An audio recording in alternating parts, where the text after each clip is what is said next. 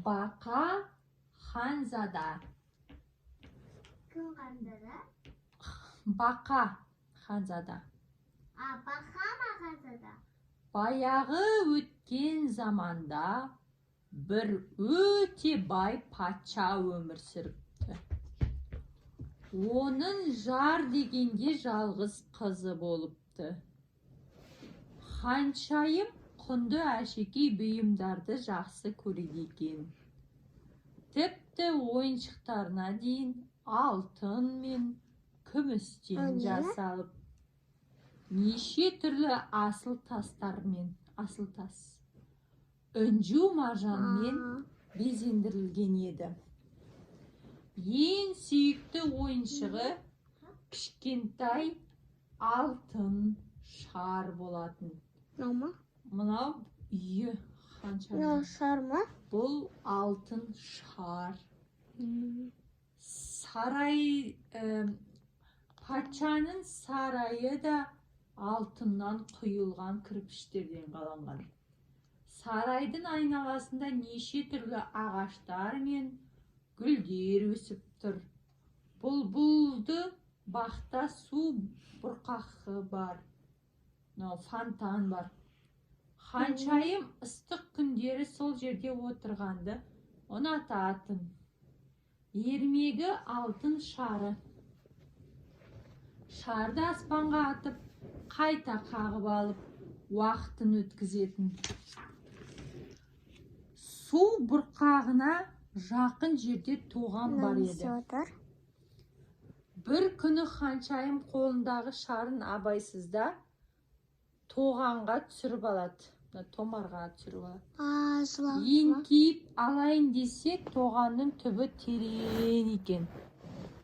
О, құдайым, алтын шарымды қалай шығарып аламын, деді ханшайым, жылап отырып. Сол кезде бір дауыс: ханшайым, неге жылап отырсын? Деп сұрады. Дауыс шыққан жаққа бұрылып қараған ханшайым судан басын шығарып, өзіне үніліп қарап тұрған бақаны көрді.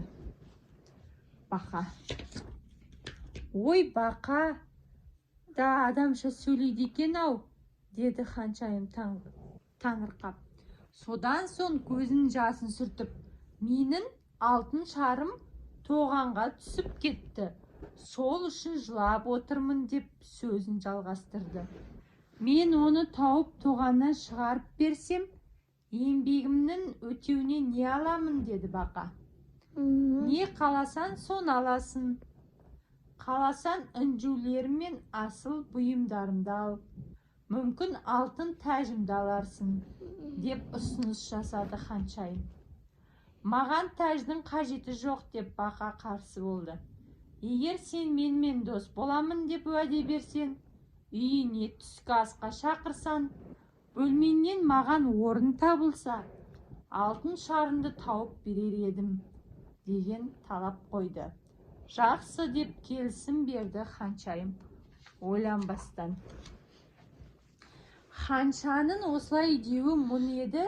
Бақа тоғанға сүңгіп кетіп, көп ұзамай су бетіне шығады. Аузында алтын шар.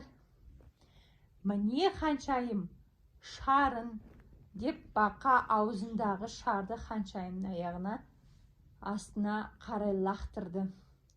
Қуаныштан ханшайымның жүзі жайнап кетеді. Енді менің шартымды орындайтын шығарсың, дейді бақа.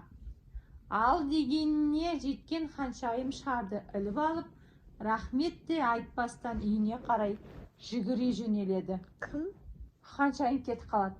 Тоқта, мен қатты жүгіре алмаймын ғой, деп бақа айғайлап артта қалады. Қуанғаннан үйіне қарай кетіп қалады. Бірақ ханшайым оған бұрылып та қарамады. Қуаныштан қиналған кезде қолын созған бақаны әп-сәтте ұмытып кетеді. Бақаны ұмытып кетеді. Бұл кезде түс мезгілі болып қалған еді. Ханшайым сарайға кіргенде қызметшілер түскі астың қамын жасап жатыр екен. Патша: қызым қайда жүрсің? Дастархан басына жүр, түстеніп алайық, дейді. еркелете шақырып, қазір әке қолымды жуып келейін дейді. Ханшайым қолын жуып дастархан басына қарай бет алады. Сол кезде оның құлағына баспалдақпен біреудің су аяғымен шалпылдатып басып көтеріліп келе жатқан дыбысы естіледі. Артынша ханшайым есікті аш деген дауыс естіледі.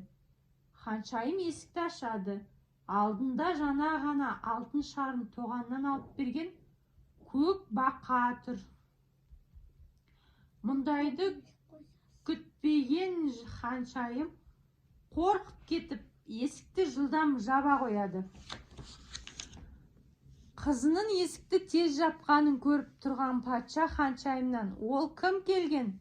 Тыныштық па?" деп сұрайды. "Бәрі дұрыс, келген бір жеркенішті бақа ғой" дейді. "Сені ұрлап кетпек болып бір дәу келіп тұрма десем?" дейді әкесі әзілдей сұрақ қойып. "Ол неге келіпті?" Ханшайым әкесіне кешегі оқиғаны айтып жатқанда тағы да есік қағылады. Есіктің сыртында тұрған бақа: "Ханшайым, есікті аш, мені ішке кіргізші" деп енді жалына бастайды. Ешбір жауап болмаған соң: "Қалайша сен кеше тоғаның қасында берген уәдені ұмыттың" дейді. "Уәде Құдайдың сөзі. Берген уәденді орындау керек, қызым. Бақаны үйге кіргіз" деп бұйырады әкесі. Ханшайым әкесімен келіспесе де бұйрықты орындап есікті ашуға кетеді. Сонымен бақа сарайға кіреді. Үстел басына отырғысы келген. Ол ханшайымға: "Мені көтеріп қасына отырғызшы" дейді. Қыз бақаның айтқанын әкесінің көңілі үшін ғана орындайды. Бақа қыздың алтын ыдысынан тамақ ішеді. Ал қыз болса бақа қолын салған тамақты ішкісі келмей қалады.